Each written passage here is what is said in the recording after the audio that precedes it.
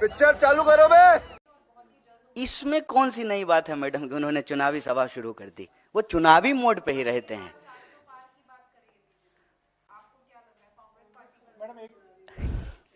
एक बात बताइए, अब की बार 400 पार अगर हो जाता तो एन केन प्रकारेण किसी को भी, आपको मालूम है बीजेपी ने आज किसको उड़ीसा में ज्वाइन कराया है? एक बीजेडी का एमएलए जो भाजपा कार्यकर्ताओं के ऊपर गाड़ी चढ़ा दिया। एक तो मुझे नहीं मालूम कि आजकल के नेताओं को गाड़ी चढ़ाने का क्या शौक है। वो टेनी जी का बेटा किसानों पे गाड़ी चढ़ा दिया था। तो ये बीजेडी का जो नेता है वो बीजेपी के कार्यकर्ताओं पे जो है, प्रधानमंत्री जी चुनावी सभाओं में जाकर के कहते हैं कि भाजपा कार्यकर्ताओं की पार्टी है।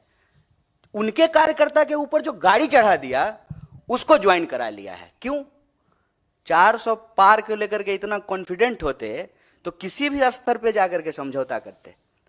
अभी आपने देखा कि बिहार में जो है नीतीश कुमार को लेकर के क्या क्या बोलते थे, और अभी जो है सब एकदम सब बढ़िया, एकदम स्वीट स्वीट सा हो गया है। तो मुझे नहीं लगता है, ये दावे हैं, सुनते हैं हम भी, आप भी सुनिए।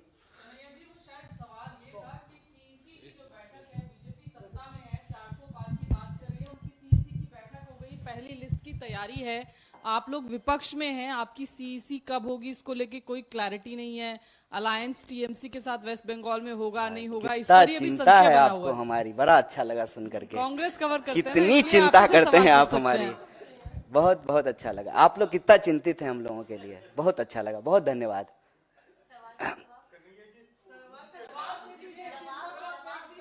हम ये प्रेस कॉन्फ्रेंस एक बहुत ही गंभीर और संवेदनशील विषय पे है। चुनाव सीट नंबर के लिए प्रेस कॉन्फ्रेंस नहीं रखा गया है। नंबर मैंने आपको बताया, 20 भारतीय लोग रूस में फंसे हुए हैं, बंधक बनाए हुए हैं। अभी 400 छोड़ करके 20 नंबर याद रखिए।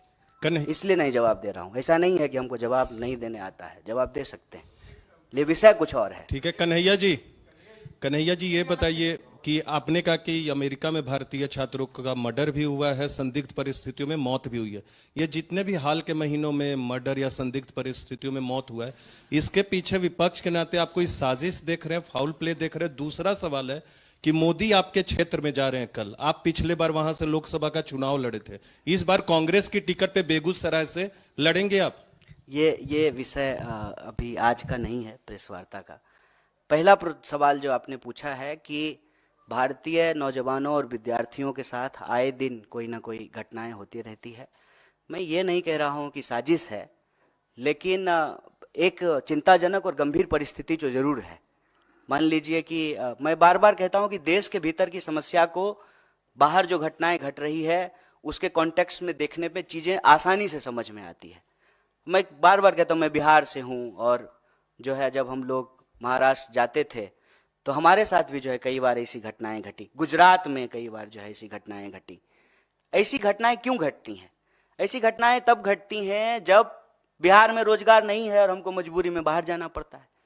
वैसे ही भारत में अगर रोजगार की स्थिति होती तो भारतीय नौजवानों को बाहर नहीं जाना पड़ता। पहली बात तो ये।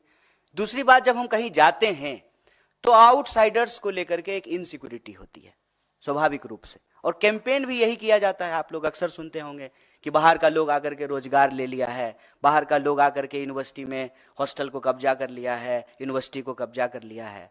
तो इस तरह से जो है आइडेंटिटी के आधार पे पोलराइजेशन होता है, ध्रुवीकरण होता है, और नफरत फैलाई जाती है, और नफरत का शिकार जो है वो लोग होते हैं।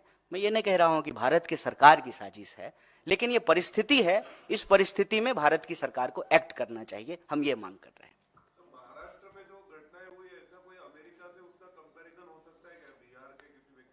नहीं, बस मैंने समझने के लिए उदाहरण दिया है, कंपैरिजन नहीं है। दोनों की ज्योग्राफी अलग है, परिस्थिति अलग है, बस हमने समझने के लिए उदाहरण दिया।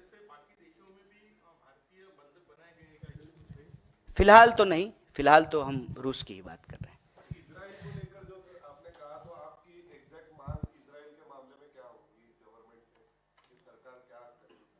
सरकार से तो हम यही मांग कर रहे हैं कि आप यहीं रोजगार की व्यवस्था कीजिए। भारतीय नौजवानों को किसी भी परिस्थिति में वॉर जोन में जाकर के काम करना पड़े, जहाँ मिसाइल चल रही है, गोलियां चल रही हैं, लोग मारे जा रहे हैं, चाहे इस तरफ से मारे जाएं या उस तरफ से मारे जाएं, हम ये नहीं कह रहे हैं, लेकिन उसमें हमारे लोग जाकर के क्यों अपनी जान गंवाएं? उनको यही रोजगार दिलाइए और बस उनको हम वादा याद दिला रहे हैं कि आपने तो कहा था कि 2 करोड़ नौकरी देंगे हर साल, तो 10 साल अब पूरा होने को हैं। इस हिसाब से जो है आप 20 करोड़ नौकरी पैदा करते, 20 करोड़ आप नौकरी पैदा कर देते तो क्यों बाहर जाता कोई? किसी को अच्छा लगता है कि गोलियां चल रही हो और वहां पे जो है हम गार्डन साफ कर रहे हैं या सड़क साफ कर रहे हैं? ये अच्छा तो लगता नहीं है। तो हम सरकार से ये मांग कर रहे हैं कि देश के नौजवानों के भविष्य के साथ खेलना बंद कीजिए और युवाओं के लिए जो ये मृत काल चल रहा है, उस मृत काल को बंद करके ही सही मायनों में अमृत काल शुरू किया जा सकता है। ठीक, धन्यवाद। अब मुझे फिर कभी इसी इशू पे अगर कुछ है तो इसी इशू पे है सर, क्योंकि वहां हमारी साथी ने जो आपसे सवाल पूछा था वो इसलिए पूछा था कि आप कह रहे हैं मृतकाल चल रहा है। मृतकाल से छात्रों के लिए अमृतकाल तभी लाएंगे जब सत्ता परिवर्तन करेंगे।